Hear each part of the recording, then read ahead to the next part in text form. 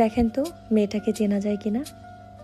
মেয়েটার ছোটবেলায় অনেক বড় স্বপ্ন ছিল, সে কিছু একটা হবে। তার দু চোখে ছিল অনেক স্বপ্ন, তারপরেও চোখে ছিল অনেক স্বপ্ন। নিজের একটা পরিচিতি করতে পারবে যেখানে তার নামের সাথে কারো নামের টাইটেল থাকবে, নিজের একটা পরিচিতি করতে পারবে আপনাদের ভালো, যেখানে তার নামের সাথে জীবনে অনেক প্রতিকূলতার মধ্য দিয়েও আমি এই পর্যন্ত এসেছি। আমি আপনাদের ভালোবাসার কখনো থেমে যাইনি। জীবনে অনেক প্রতিকূলতার মধ্য দিয়েও আমি এ পর্যন্ত এসেছি, কারোর কথাতে কখনো থেমে যাইনি।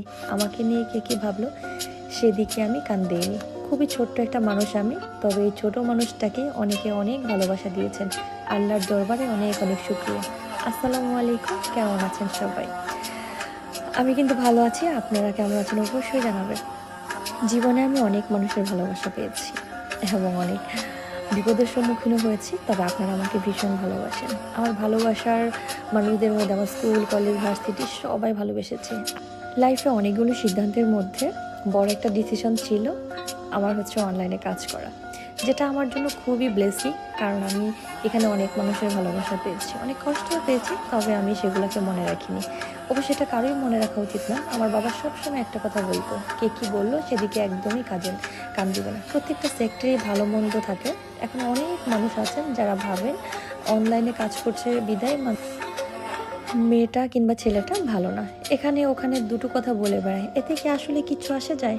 অনেকেই চাকরি বাকরি করেও কিন্তু খারাপ কাজের সাথে লিপ্ত থাকে, সুদ ঘুষ এগুলা খায়। কই, চাকরির বিষয়টা তো কেউ খারাপ বলে না। ওই যে বললাম, ভালো মন্দ সব জায়গাতেই আছে, সমস্যা শুধু মেন্টালিটি।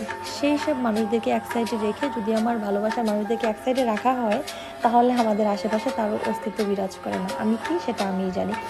এখন আমার কাছে মনে হয় আমি দেশের যে প্রান্তেই যাই না কেন, আর কোথাও যদি আমি বিপদে পড়ি, আমার পাশে একজন মানুষ হলেও দৌড়ে আসবে। কারণ আমি সেভাবেই তাদের মনে জায়গা করে নিয়েছি। এই সব কিছুর ঊর্ধ্বে আমি একজন মেয়ে হয়ে নিজে স্বাবলম্বী।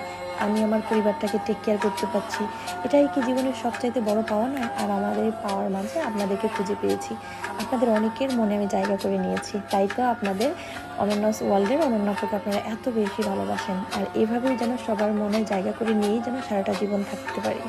এত এত ভালোবাসার মানুষের মধ্যে থেকে আজকে আমার সাথে একজন দেখা করতে আসছে, আমাদের লিজা আপু, যে খুবই ভালো। ফেসবুকে পরিচয় হলেও উনি আমাকে এতটা ভালোবেসেছেন, নিজের বোনের মতো ভালোবেসেছেন। আমরা তাকে নিয়ে চলে গিয়েছিলাম ধানমন্ডিতে একটা সুন্দর একটা রেস্টুরেন্টে, সেখানে গিয়ে আমরা খুব সুন্দর একটা সময় কাটিয়েছি। দিনটি আজকে আমার খুব ভালো গিয়েছে। আমার জন্য সবাই দোয়া করবেন, আমি যেন এইভাবেই আপনাদের ভালোবাসার মানুষের সবসময় আপনাদের কাছে থাকতে পারি, কাছে থাকতে পারি। তাই তো, আর ভিডিও শেষ পর্যন্ত চলে আসছে। আপনাকে ধানমন্ডি থেকে ভিডিও দিয়ে দেখছেন অবশ্যই জানাবেন, আর সবসময় অনন্যাস ওয়ার্ল্ডের পাশে থাকবেন। আমার ভালো লাগা মন্দ লাগা সবসময় আপনাদের সাথে শেয়ার করি। যদি কোনো ভুল ত্রুটি হয়ে থাকে তাহলে অবশ্যই সবাই ক্ষমা সুন্দর দৃষ্টিতে দেখবেন। আর আপনাদের একটি লাইক, কমেন্ট এবং শেয়ার আমাকে অনেক বেশি অনুপ্রাণিত করে। যদি আপনাদের ভালো লাগে ভিডিওটি, তাহলে অবশ্যই ভিডিওটি শেয়ার করে দিন। আজকে এই পর্যন্ত, ভালো থাকবেন, আল্লাহ হাফেজ।